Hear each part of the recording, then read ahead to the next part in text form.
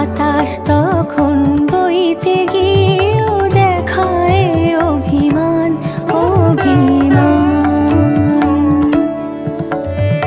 আকাশ যখন ফিরতি পথে মন খারাপের সুর, বাতাস তখন নীরব চিঠি পাঠায় বহুদূর বহুদূর।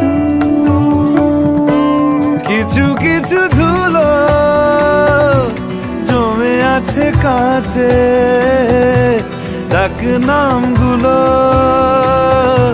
ভীষণই ছোঁয়াচে। মরে যাওয়া জমি